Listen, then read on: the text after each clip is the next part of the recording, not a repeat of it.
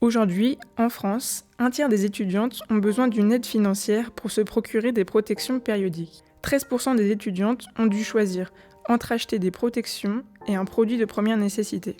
Bonjour, avec 3 autres étudiants, je réalise un web documentaire sur la précarité étudiante. Pour couvrir le sujet, nous avons contacté des spécialistes, des associations et des étudiants. Moi, j'ai décidé de m'intéresser plus spécifiquement à la précarité menstruelle. La précarité menstruelle, qu'est-ce que c'est ? C'est le fait d'avoir des difficultés à accéder à des protections hygiéniques pour des raisons économiques. C'est un aspect majeur de la précarité hygiénique. Mais alors, comment la précarité menstruelle impacte-t-elle les étudiantes ? Quelles solutions sont à leur disposition ? Quand on parle de protection hygiénique, cela comprend serviettes périodiques, tampons, cups ou encore culottes menstruelles. Des fois, tu te retrouves, t'as tes règles et t'as rien sur toi. Et moi, l'autre jour, ça m'a fait rire parce qu'il y avait une fille dans les toilettes qui était là, ouais, mais j'ai jamais mis de tampon, mais j'ai rien à mettre et tout. Non, je vais mettre du papier toilette. À cause de ces difficultés, les étudiantes sont les premières victimes de la précarité hygiénique. Pourquoi ? Parce que cette dépense supplémentaire coûte particulièrement cher. Tout ce qui est protection périodique, c'est vrai que ça fait un gros trou dans le budget des étudiantes. Il y a énormément de précarité là-dessus parce que les gens n'ont pas forcément les moyens d'acheter une protection menstruelle qu'ils souhaitent. Les culottes menstruelles, ça coûte très cher, ça coûte à peu près 30 €. Certaines étudiantes renoncent à aller en cours durant leurs règles. La précarité menstruelle accentue donc l'exclusion sociale et remet en question l'égalité des chances. L'accès aux produits d'hygiène de base constitue un enjeu de santé, de dignité, d'intégration, de réussite et d'égalité.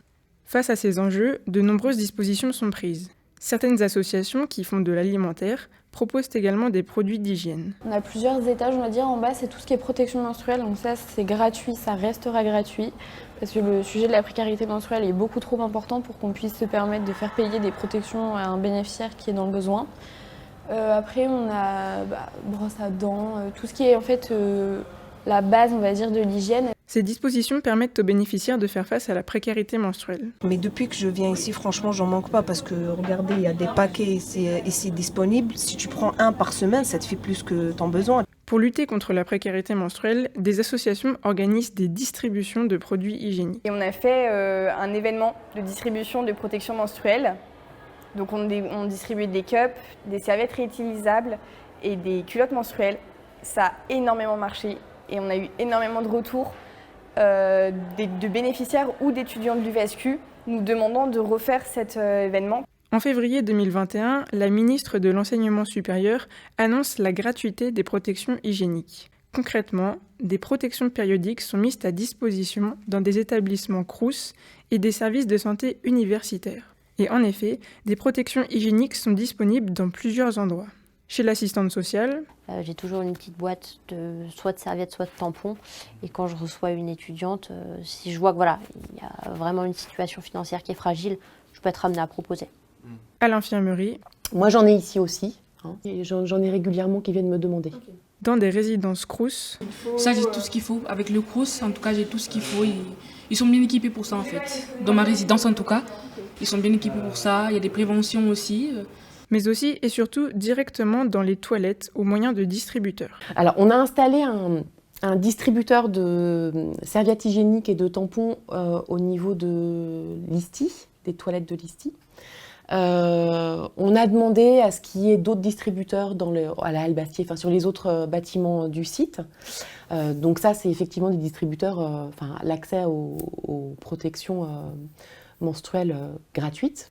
Mais en creusant un peu, je me rends compte que l'avis sur ces distributeurs est partagé. D'un côté, la démarche est jugée très positive. Moi, je trouve que c'est un dispositif très bien parce que ça réduit les inégalités hommes-femmes déjà. Le fait que déjà ils pensent aux étudiantes, c'est déjà une amélioration comparée à avant. Et d'un autre côté, il y a encore beaucoup d'améliorations à apporter.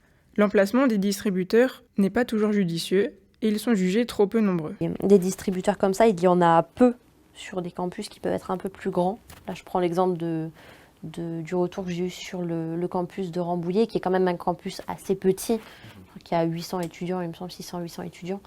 Mais par exemple, sur un campus comme l'UFR des Sciences, à Versailles, où il y a 3-4 000 étudiants, un ou deux distributeurs, c'est pas assez pour moi. c'est une contrainte du coup de devoir descendre de 511 pour aller en bas, voir s'il y en a, mais il n'y en a pas en bas. Du coup, il faut aller à l'infirmerie. À l'infirmerie, il faut faire la démarche de demander aussi, donc ça, c'est autre chose. Le suivi de ces distributeurs n'est pas systématiquement effectué.